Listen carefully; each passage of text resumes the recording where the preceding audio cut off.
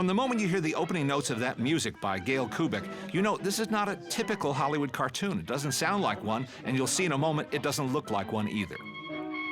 In fact, this really was the game changer, wasn't it, Jerry? Yes. The fact that it didn't start with a plaid horse already tells you something. Even the script, even the titles are unique and different. This was a film.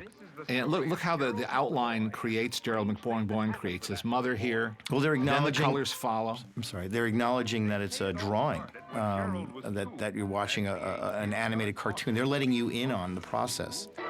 And notice how they draw the objects in the room, the characters, and the virtually minimalistic backgrounds. Mm-hmm. You see an archway there indicating a room. Mm-hmm. There's a little rug to indicate a floor, but mostly it's just flat colors. Yeah, you only see what they need you to see, only the most bare minimum of what's required so that you understand that they're inside the house, and he's on the phone, so they put more detail into the phone, tray. The door, there's nothing else to the house but the door. And what they wanted to do also was what they called continuous action. Bill Hertz, who was one of the stalwarts of UPA, designed this cartoon, and he said they thought a lot about being able to not change settings, not have somebody walk from one room to the other room, but to use movie techniques, to use dissolves, and staging, to change the setting and change the scenery without having to actually be literal about it. That's what they're trying to do, is they're trying to de-literalize storytelling in cartoons. This does come a little bit out of what Disney did with the Baby Weems sequence in The Reluctant Dragon. Yes, exactly. And there are forerunners to all of this, but in looking back, when you look at what they did in the early 40s, Chuck Jones and his cartoons and some of the Screen Gems cartoons, they were experimenting, they were trying different things, and it's some of those same people who wound up here. Right. Look how they color in the chair. It's like a kid with crayons who didn't finish coloring in the chair. Right. It's not literally filled in. It's not a drawing department A+ for having done your job. And look at that little hop in Gerald's walk.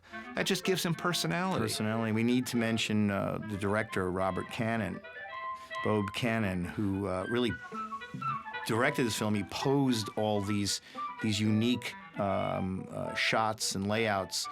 And what I find interesting also, what we were talking before about the color really, really pops here, and they do one of those what I call violations, which is to have the characters, like their skin tone is very similar to the backgrounds. That's something you don't do normally in cartoons because you want to pop the character away from the backgrounds, but here they wanted it to be flat. See, here they keep Gerald in place and move him from the kitchen to the playground by a dissolve, by a cinematic technique, not a typical cartoon technique. It's just fascinating to watch this cartoon. You can watch it, as you and I have, over and over again and always notice new things and admire what they did. Jules Engel and Herb Klin were credited with the color. Bill Hertz credited with the design. And Bill Scott and Phil Eastman with adapting the Dr. Seuss story.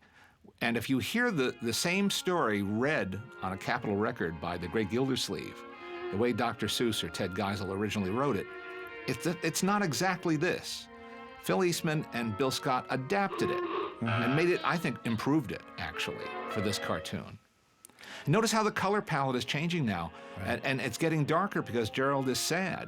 Right. They're using color psychologically, and that sounds awfully simple today, but it's not simple. It's a creative choice, and a very effective creative choice.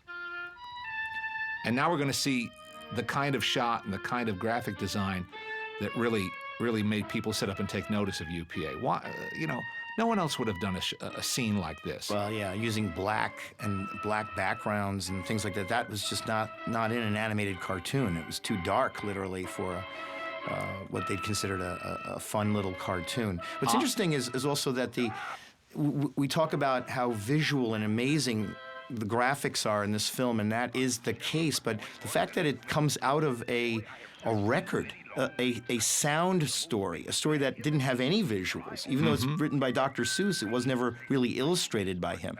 So they really created this film out of the basic story. Exactly. Now the colors are getting a little brighter because Gerald's life is getting a little brighter. This man has discovered him and taken what some people think is a handicap or a freakism, his ability to do sounds, and has found a great use for it. Where? On the radio. And of course, this film came out in 1950 when radio was still the dominant entertainment medium in America, not television. Television was on the horizon and starting to get popular, but radio was still what people listened to every single day. And there were dramatic shows and Western shows like this one. And it's great that this cartoon still holds up. I've shown it in an animation history class I teach, and anywhere it's shown. The fact that they're doing a radio show doesn't really date it. No. People understand there's still radio commercials and things that that use voiceover and sound studios. So it's not dated at all. No, not at all. And I think one reason is it's charming. It's charming not just because the story's clever and Dr. Seuss devised this clever story, but the way Gerald is drawn and animated. He's just a winning character. He's appealing. He's appealing to the eye. And that's the genius of UPA, too. They got the whole package. It wasn't just a study, an experiment in modern design. It was a film where all the elements were perfectly orchestrated. And look at those colors. It's unbelievable. Beautiful. Yeah, and Marvin Miller, we should give credit for narrating so beautifully, another radio veteran who was a perfect choice to be the narrator for Gerald McBoing. a masterpiece.